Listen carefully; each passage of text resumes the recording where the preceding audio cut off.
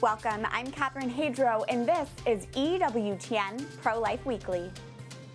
Landmark lawsuit. A woman in the UK sues after she gets an abortion, saying she was never told her unborn baby felt pain. We're joined by her lawyer. Pro-life conversation. A national pro-life leader tells us why she believes the pro-life movement should speak up about the Ahmaud Arbery shooting. And the price is for Planned Parenthood. A popular game show makes a massive donation to the abortion business this week.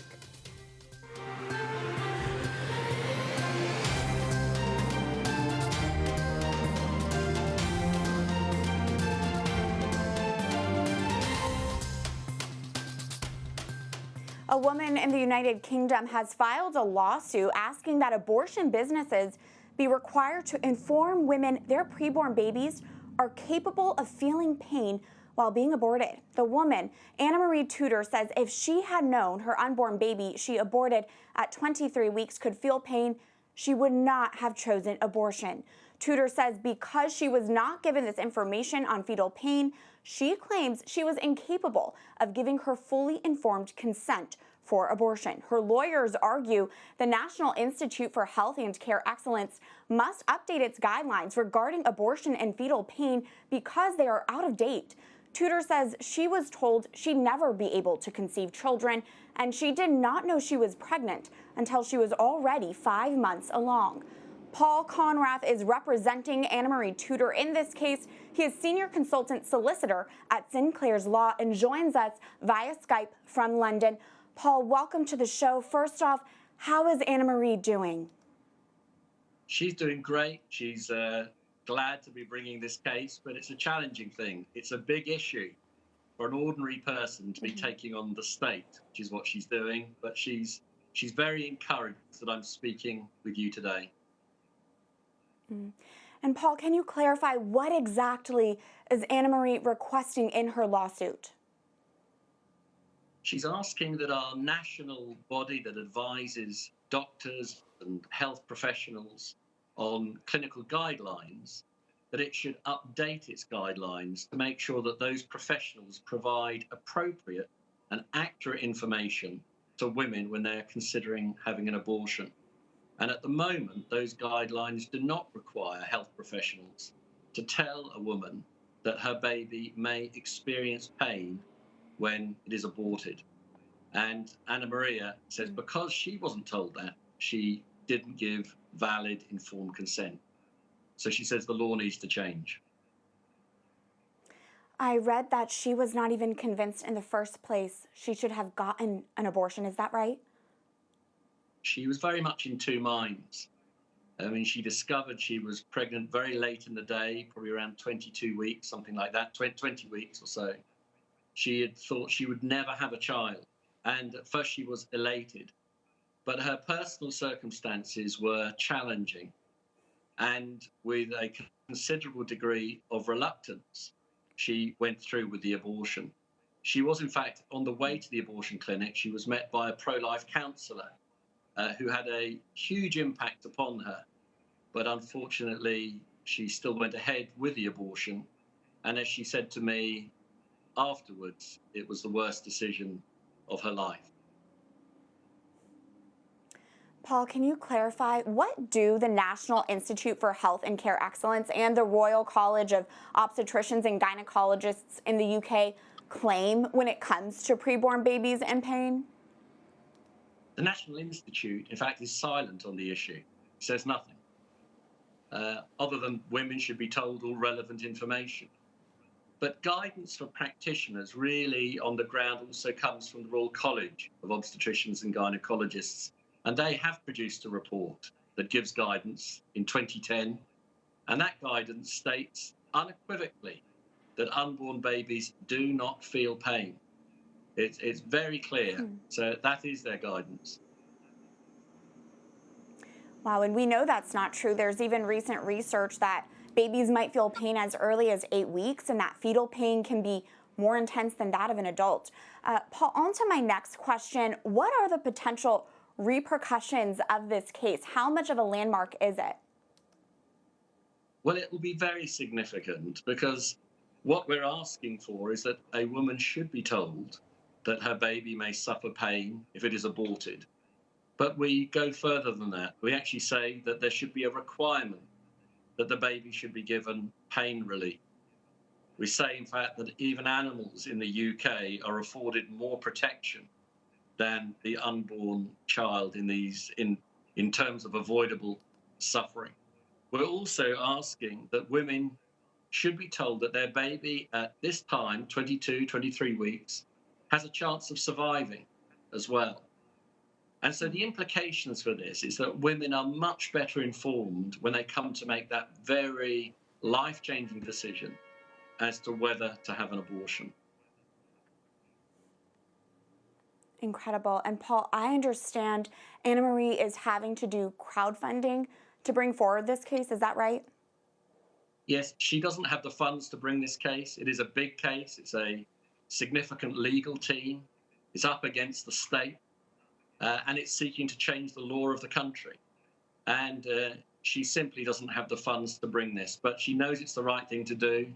And we want to support her in that. But nonetheless, she has to seek to raise money through crowdfunding. And we do have the website information for that. That is crowdjustice.com/case/Anna. Well, Paul, thank you so much for joining us from London and bringing our attention to this case. Please be assured of our prayers and pass those along to Anna Marie. Paul Conrathe with Sinclair's Law. Thank you. Thank you. For a pro-life reaction to this case and more, we're joined by Dr. David Prentice, the Vice President and Research Director for the Charlotte Lozier Institute. He joins us via Skype. Welcome, Dr. Prentice. First off, what is your reaction to this UK abortion case? Well, Catherine, this is just heartbreaking because this lady obviously wasn't fully informed. And, the truth is that these little babies still in the womb do feel pain at a very early age. So our heart goes out to her that, number one, she wasn't informed. And it also emphasizes that, these are little human beings. They do experience pain in the womb, and we need to realize that. Mm-hmm. Dr. Prentice, what does the latest research and science indicate about the reality of babies feeling pain in the womb? It's now far earlier than we thought. Isn't that right? Babies are, we're seeing evidence that babies do feel pain much, much earlier than we had thought just a few years ago. As the science becomes clearer and clearer, it's obvious that at least by 18 to 20 weeks, so barely halfway through gestation. And there was a recent review paper where they went back and looked at the already published science. And what it showed was that maybe as early as 12 weeks, all of the nerve tracts are present, the connections to the part of the brain that we now know do help us experience pain. All of this is in place starting at 12 weeks and definitely finalized by 18 weeks. And we need to think again about how this humanizes even more what previously had been characterized as a clump of tissue. Obviously, these young human beings, the science backs up what we know in our heart. They do feel pain. Absolutely. Dr. Prentice, I don't think the woman who is suing in the UK even necessarily considers herself pro-life, but what role do women who have undergone abortions have in the pro-life movement? I think it's important that they tell their stories. It helps people realize the facts that these are young human beings developing within the womb. They're human. They feel pain. They move, they turn, they smile, in fact, in a number of the ultrasounds. And women need to tell those stories about how this tragedy of abortion has rended their hearts. Absolutely, and to share that truth with all of us. Dr. Prentice, you are an expert on science and research. Have you found that educating people about the science of life in the womb is an effective way to reach people with the pro-life truth? It really is an effective way. If we get the truth out there, people can hear it. People can realize the real facts about these developing human beings, that they feel pain, that their heart is beating and pumping blood throughout their bodies, that they are living beings. And it's incumbent on us, and thank you very much for what you do in your show, to get this truth out there, that these young human beings deserve respect and human dignity. Absolutely, and I think we'll all be closely watching this UK abortion lawsuit to see its ramifications and if it brings more attention to the reality of science in the womb and the fact that these little babies can feel pain. We're so grateful for your leadership and your research. Dr. David Prentice, Vice President of the Charlotte Lozier Institute, thank you. Thank you.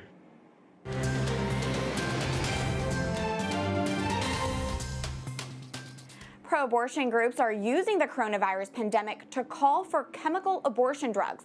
We're seeing a push for reduced regulations, and there are even some individuals illegally selling these dangerous drugs on the internet. In response, over 50 pro-life leaders recently sent a letter to the U.S. Food and Drug Administration urging the FDA commissioner to take action to stop the illegal internet sale of abortion-inducing drugs. These drugs are often made overseas and shipped into the U.S. These drugs end the lives of unborn children and pose serious risks to women. That brings us to this week's call to action. Go to ProLifeWeekly.com to sign our petition to FDA Commissioner Dr. Stephen Hahn. We are asking Dr. Hahn to ramp up the enforcement of dangerous chemical abortion drugs to protect women during the COVID-19 pandemic. Once at our website, type in your basic information and your name will be added to this petition to Commissioner Hahn and the FDA. Again, chemical abortions are dangerous for mothers and they end the lives of unborn children. Commissioner Hahn and the FDA need to ramp up enforcements against the illegal internet sale of these drugs during the coronavirus pandemic. Sign our petition by going to ProLifeWeekly.com. Georgia's Attorney General has asked the U.S. Department of Justice to investigate the killing of Ahmaud Arbery. He was a black man who was chased down by two white men in Georgia in late February and was shot and killed. More than 2 months after his death, a father and son last week were taken into custody and charged with his murder. Gregory and Travis McMichael, the father and son charged with his murder, told police they chased Arbery because they believed he matched the appearance of a burglary suspect caught on surveillance video in their subdivision. Arbery's mother says she thinks her 25-year-old son was just jogging through the neighborhood before he was killed. More video has recently surfaced. The Atlanta Journal-Constitution published footage from surveillance camera at a home near where Arbery was shot that shows someone who appears to be him walking into the home under construction. The man then came back out and ran down the street. National outrage over the case swelled last week after the cell phone video of the shooting was leaked and shared online. The national conversation about Arbery's death has also sparked a pro-life conversation.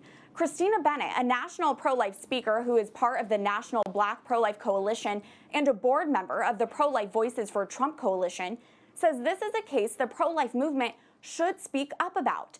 In a social media post last week, Bennett wrote, quote, "Someone told me, it wasn't a white person, that discussing this distracts from the pro-life cause because our focus should be on black babies dying from abortion.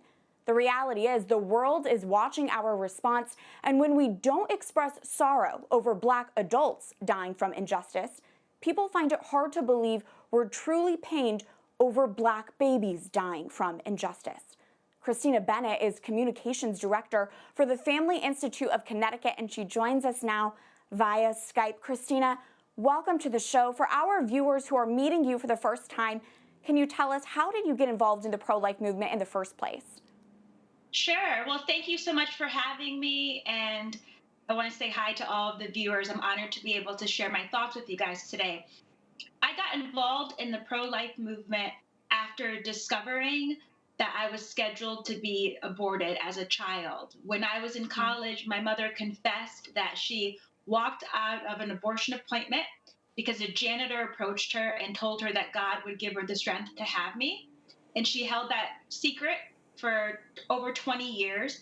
And when she shared it with me when I was in college, that opened my eyes. I began to research. I began to talk to women who had abortions. And then I made a decision that I would fight for the ending of abortion for the rest of my life. And I've been doing that now close to 20 years. Incredible. I'm so grateful for your life. And Christina, here at EWTN Pro-Life Weekly, we are a space for the pro-life movement to gather together and have important conversations. That being said, Christina, what's your message to the pro-life movement right now in the wake of Ahmaud Arbery's murder? My message is that we need to listen and to show empathy. We don't have to completely understand every detail, but I think it's important for us as people who value life, as we always say, from the womb to the tomb and from the cradle to the grave. The world is watching us. They want to see how we're going to respond, and they want to know if we care about the pain that so many are feeling, especially in the Black community. So it's important for us to do very simple things, which is to listen, to show empathy, and to show that we do care for all lives across the board, whether they are Black babies in the womb or Black men that are dying on the streets from violence. How do you discern, Christina, what is an issue other than abortion that the pro-life movement should be speaking about and engaged in? Well, I think that it is important for us as pro-lifers, of course, to focus our passion on ending abortion. I mean, I know for me, I've given my whole life, most of my adult life to doing that and having a very, very narrow focus. At the same time, I'm a Christian, and I am someone that, because I'm pro-life, values all human life and doesn't want anyone to be discriminated against. Because of that, I don't necessarily think that you have to put everything under the pro-life label to care. For me, whether you label it a pro-life issue or not, the most important thing is, are you caring? Are you showing empathy? And the reason I say that is because I think we can argue, is this a pro-life issue? Is this not a pro-life issue? And then you get caught in that argument and you're not doing the basic thing that you need to do, which is just show love and empathy. On one hand, some people would say that the pro-life issues, that they are just the ending of abortion and maybe assisted suicide and end-of-life issues. And then you have another group of pro-lifers who would say, no, you have to include in that the death penalty. And then you have another group that would say you have to also include Black Lives Matter. And then another group is going to say you have to include refugees. And so again, I think that we could argue back and forth about what is pro-life and what is not pro-life. But for me, if you're a human being, I want you to be protected. If you're a human being, I don't want you to be discriminated against. If you're a human being, you're made in the image of God, and you have a life. Your life is valuable. Your life is important. And regardless of how I label it, I'm going to show empathy if your life is taken, especially in an unjust way. Christina, you told me that speaking about this case is an opportunity to bridge the gap. What do you mean by that? Well, I am a bridge builder. I think that it's very important for us to be able to understand where people are coming from and to have conversations with them. And there are a lot of people that I'm seeing, especially in the Black community, who are saying, this is a pro-life issue. And if you're pro-life, you should care about this. And I think that if we want to bring people of color into this movement, this is a mostly white movement. I know that I speak all across the country at pregnancy center banquets, and there's been a number of times that I have been the only Black person or the only person of color in the entire room out of hundreds of people.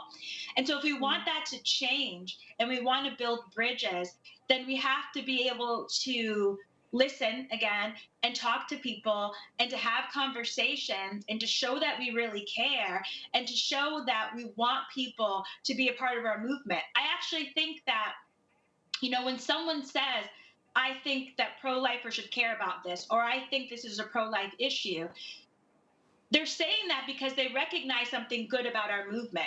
They recognize that we're people that value life. And all they're asking is, okay, I see that you're people that value life. Does this life count? Does this life count? Because you say you're people that value life. I see that you're people that value life. Is this life important? And I think we should say, yes, this life counts. This life is important. Christina, real quick, Planned Parenthood has been posting on social media about this case, calling for justice for Ahmaud Arbery. What's your response to that? Well, I have an interesting response. I think there's two ways to look at that with Planned Parenthood. As pro-lifers, first, we usually look at it and we get upset. Let's be real. We look at it and we think, how dare they? How dare Planned Parenthood say that? They're killing more Black babies, every single year than any other organization. Their founder was a racist and, she believed in eugenics. And so it's very offensive when we see something like that, because we feel like they're being disingenuous and we feel like they are manipulating people. And there is truth to that. There's absolute truth to that Planned Parenthood has manipulated communities of color for years in order to profit off of our pain. But at the same time, not everyone understands that. I think most people who are in Planned Parenthood's audience don't understand that. So all they see is that they're showing some kind of empathy. All they can see is that they're showing solidarity. And so when Planned Parenthood says something, even if we as pro-lifers are like, that's ridiculous, how dare they? Maybe a young Black woman who's watching them say it, she's not thinking that, because she might not know about Margaret Sanger's history. She might not know that they're placed most of their abortion facilities in lower income minority neighborhoods. She doesn't maybe understand the targeting. And so all she sees is, oh, they care. And maybe if we're not speaking out, she thinks they care and we don't. You've given us a lot to think and pray about. And Christina, I'm glad we're talking about this, because I can't help but remember the fact that Mother Angelica, the foundress of this network, opened her convent in Birmingham, Alabama, and reparation for the sins of racism. This is a topic of great importance. Christina Bennett with the Family Institute of Connecticut, thank you. Oh, you're welcome. Thank you guys for having me. And I'm really grateful to be able to have this conversation. Coming up, we honor the life and legacy of a pro-life hero. Madame Lejeune will be remembered for her Catholic faith and how she advocated for babies with Down syndrome.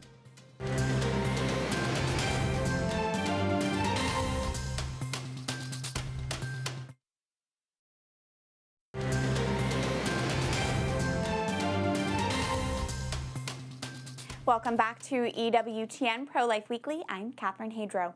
A celebrity guest on the game show The Price is Right raised nearly $100,000 for Planned Parenthood. That is this week's Speak Out segment.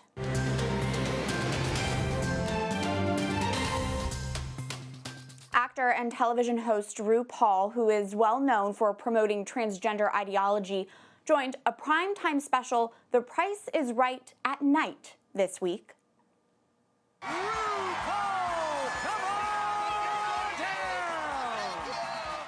The special edition of the game show matched the value of prizes to benefit Planned Parenthood, the nation's largest abortion business, bringing the total donation to nearly $100,000. RuPaul praised Planned Parenthood, saying it provides, quote, vital and often free services for both men and women. Game shows should be this chance for families to come together to laugh and have quality time.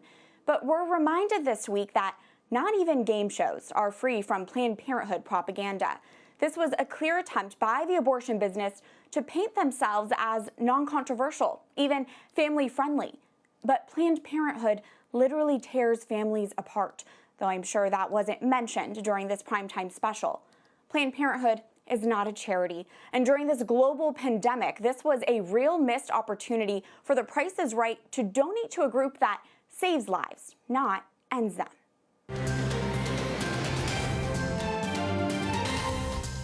For this week's Pro-Life Focus, we want to honor the life of Madame Birthe Lejeune, who died last week at the age of 92 following a battle with lung cancer. Lejeune was the widow to the late Jerome Lejeune, the French Catholic doctor who discovered the genetic cause of Down syndrome. Madame Lejeune spent the final years of her life sharing her husband's legacy and how his research was intended for the protection of human life. Here's what she told us back when we interviewed her in 2017. He thought that all doctors would be happy to research, to cure them. But sadly, all government, not only in France, said, oh, it's a wonderful discovery. You can detect these little sick children before they are born, and so take them away with an abortion. The Lejeune family was friends with St. John Paul II, and Jerome Lejeune is considered a servant of God as his canonization cause is underway. Madame Lejeune told us that up until his death, he always wanted to know who would continue to fight for the protection of babies with Down syndrome. May the souls of all the faithful departed, through the mercy of God, rest in peace. That does it for this edition of EWTN Pro-Life Weekly, coming to you from the Hadro home. We'd love to hear from you right now. Let's connect online. Find us on social media at EWTN Pro-Life, and you know you can always send us an email at prolifeweekly@ewtn.com. Until next week, remember, life is a gift. Your life is a gift. God bless.